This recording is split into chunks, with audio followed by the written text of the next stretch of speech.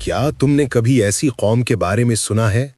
اتنی طاقتور، اتنی بڑی، اتنی بے خوف کہ وہ سمجھتے تھی کہ زمین و آسمان میں کوئی طاقت انہیں نقصان نہیں پہنچا سکتی۔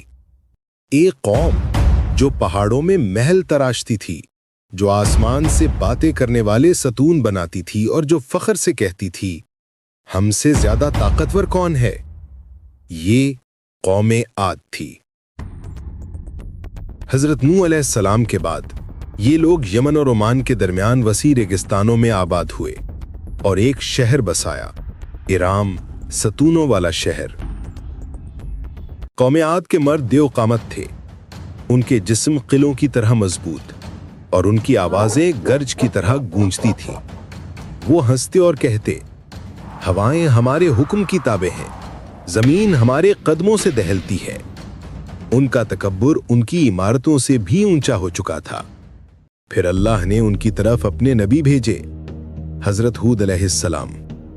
وہ روز ان کے بازاروں میں، ان کی بستیوں میں، ان کے اونچے دروازوں کے سامنے جا کر پکارتے، اے میری قوم، اللہ کی عبادت کرو، اپنی طاقت پر گھمنڈ نہ کرو، اگر تم باز نہ آئے تو ایک عذاب آنے والا ہے۔ لیکن تکبر نے ان کے دلوں کو پتھر بنا دیا تھا۔ ان کے سردار مذاق اڑاتے، کہتے، ہود، اگر تیرے الفاظ سچے ہوتے تو ہمارے محل کب کے ڈھہ جاتے؟ بچے ان کی آواز کا مذاق بناتے، کب کے ڈھہ جاتے؟ بچے ان کی آواز کا مذاق بناتے، مرد انہیں دیکھ کر راستہ بدل لیتے کہ کہیں ان کی بات دل میں اتر نہ جائے۔ پھر نشانیاں شروع ہوئیں۔ ایک رات آسمان میں عجیب سی گونج پھیلی، نہ بارش نہ بجلی، بس ایک ڈراؤنی گہری آواز جو وادی میں گونجتی رہی۔ قوم عاد نے ہنس کر کہا، یہ تو پہاڑوں کی آواز ہے۔ لیکن ہود نے کہا، یہ تنبیہ ہے۔ اگلی رات زمین ہلکی سی کانپی، اتنی کہ جانور بے چین ہو گئے۔ قوم عاد پھر ہنسی اور بولی، زمین بھی ہماری طاقت سے ڈرتی ہے، مگر یہ زمین کا آخری انتباہ تھا۔ پھر اللہ نے بارش روک دی۔ ایک دن نہیں، ایک ماہ نہیں، بلکہ 3 سال تک آسمان سے ایک بھی قطرہ نہ اترا۔ ندی نالے سوکھ گئے، زمین پتھر بن گئی، باغات مٹی میں بدل گئے۔ پہلے سال وہ کہنے لگے ہم طاقتور ہیں، دوسرے سال بولے ہم برداشت کر لیں گے، تیسرے سال ان کی ہنسی، ان کا غرور سب خاموش ہو گیا۔ تب وہ ہود کے پاس آئے، ٹوٹے ہوئے، بے بس، پیاس سے نڈھال، ہمارے لیے بارش کی دعا کرو۔ لیکن ہود نے فرمایا، اب رحمت کا وقت گزر چکا، اب اللہ کا فیصلہ آنے والا ہے۔ ایک دن 3 بادل نمودار ہوئے، ایک سفید، ایک سرخ اور ایک کالے رنگ کا۔ آسمان سے فرشتہ پکارا، اے قوم عاد، ان میں سے ایک بادل چن لو۔ غرور کی اندھیری نے انہیں پھر بہکا دیا۔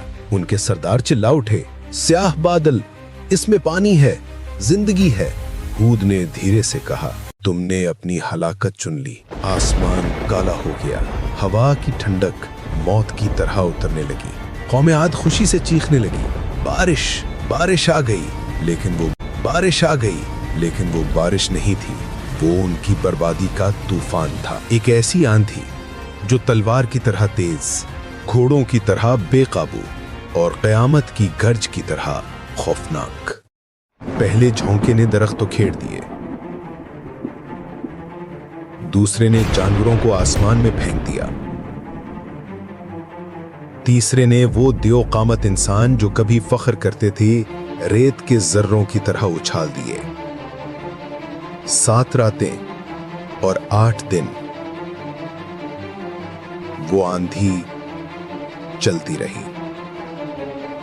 ان کے ستون گرے، ان کے محل مٹی میں مل گئے، ان کی آوازیں جو کبھی کہتی تھیں ہم سے طاقتور کون ہے، ہوا میں بکھر گئیں۔ جب ہوا رکی تو وادی خاموش تھی، ریت کا سمندر تھا اور کھجور کے کھوکھلے تنوں کی طرح گری ہوئی لاشیں۔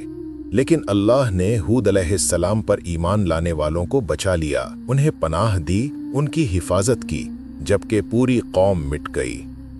ہود علیہ السلام نے تباہ شدہ بستی پر نگاہ ڈالی، آنسو بہہ پڑے اور فرمایا، یہ انجام ہے ان لوگوں کا جو تکبر میں اندھے ہو جائیں اور اللہ کی پکار کو ٹھکرا دیں۔ آج بھی احقاف کی ریت ان کی بربادی کی گواہی دیتی ہے کہ طاقت عزت نہیں دیتی، بلکہ اللہ کی اطاعت عزت دیتی ہے۔